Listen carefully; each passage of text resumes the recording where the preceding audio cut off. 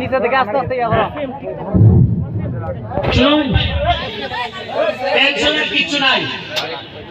আমি যখন এটা মনে করছি দেখি দেখে আকাশ দেখা যায় না, তখন আমি বুঝছি যে আমার উপরে স্পিড আছে। বিশ্বাস করেন তখনও আমার টেনশন যে আমি ছাড়া আর কেউ আছে। আমার মনে হয়েছে আমি বললে মানুষটা বলব ওই বেশি স্পিড করে দৌড়াইছিল যে মরছে, কিন্তু আর কেউ যদি মরে তবে ওই প্যারিসটার কারণে মরছে। আমার তো চাচ্ছি কেন আমি যদি মরিও চুপচাপ জানাজা বইয়া আইয়া কোনো খান্দন লাগতো না, চুপচাপ আইয়া আবার সোনারঘাটের সামনে খেতে যাবে, এটাই আমার আপনার কাছে চাওয়া।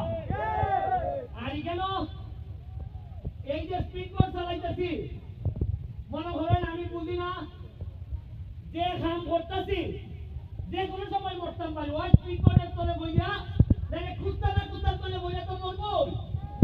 আমার এতে ভয় নাই, আমার ভয় হলো যে স্বপ্ন আমি সোনারঘাটের মানুষেরা দেখাইছি এই স্বপ্ন পূরণ না হলে যেন আল্লাহ আমার দুনিয়ার ঠিকানা নেয়।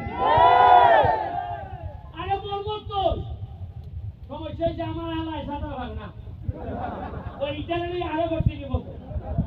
ওটা আমি দেখলাম যে বউয়ে ছিলাইব এটা যদি মরে বলবো তোমার সোনার টাকা তো বিয়া দিছিলাম দিয়ে আমার পাইতারে তুমি ওটা হইতো কিলাই যে সোনারঘাটে যে তোমরা আত্মীয়তা করছো আমরা তো আগে জানতাম না তোমরা সাঁতার জানো না।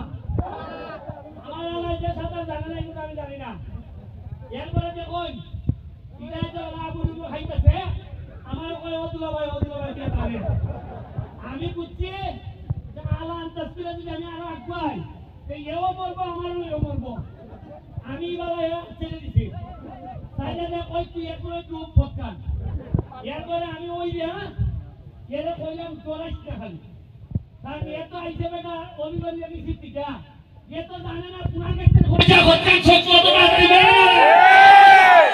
এরপরে এ বুঝছে আমি বললাম স্পিড গুগল খোলা রাখবো তুমি বুঝতে না।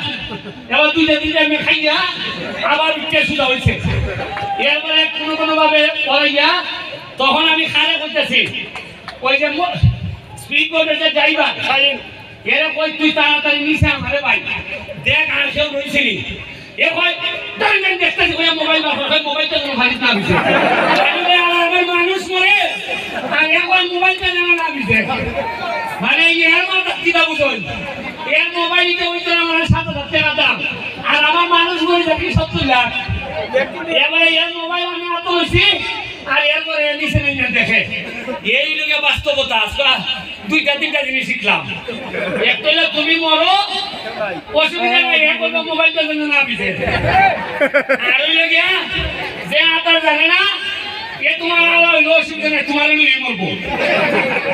আজকাল এটা বুঝলাম যে নিজের যোগ্যতা না থাকলে নিজের পড়াশোনা না থাকলে নিজের কর্ম না থাকলে নিজের আপন দুলাভাই হাতে পাইলে নিত না রাস্তা বাংলাদেশে যদি আজকে আতার জানতো আমার দুলাভাই ফোন লাগে না না ওই আতার জানে না দিকে দুলাভাই আত্রায় এলে গিয়া পড়ালেখাই কোন লাগবো না ইগলে দুলাভাই টানবো দুলাভাই টানে না হাসিলা টানবো।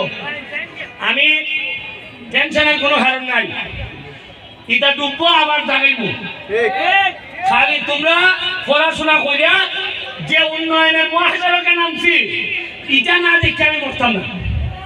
আর আজকে মাগরিবের নামাজের পরে এখানের মধ্যে ফায়ার ওয়ার্কস হইব ৪ লাখ খানেক টাকার খালি কিতই আনছি ওই আকাশ উঠে আলোকিত হইব সোনারঘাট বাজার আধা ঘন্টা লেগে আর ওই জামেলাটা লাগাইছে ওই জাগলা হলাইতে আমি পয়সা দিলে নিতাম না। আমি উঠতে উঠতে ১৫-২০টা উঠছে উঠতে আমার উচিও দিছে উচিটা হলাই দিছে। আমার শালা আইজন দেখি এটা অভিজ্ঞতাটা কিতা হইল যে খোঁজাতে ডুবছিল আর দুলাভাই ডাকছিল এখানে জীবনের প্রথম এক্সপিরিয়েন্স যে এই মরা নদীর মধ্যে এত স্পিড বুঝে অনেক আনন্দ কাটাইছি। আনন্দের পরেও যে নিরানন্দ আছি না এখন বুঝছি জীবনের মানে কিটা। কিন্তু এরকম দুলাভাই থাকলে সাধারণ না যাবো মহাসমুদ্র পাড়ি দেওয়া যায়, এটা আজকে প্রমাণ পাইছি।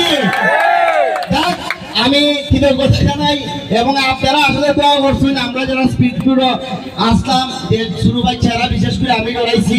আমি নিজেও যখন দুলাভাই বলছি যে ফাঙ্কার তেলে তুমি বাঁচবে, তখন আমার মাথায় কাজ করছে স্পিড ফুড যদি ফাঙ্কাই ঘুরে তা আমার জীবনও বাঁচতে পারে, পরে ফাঙ্কাই দিয়ে আমার জীবন বাঁচাইছি। দেখ কিভাবে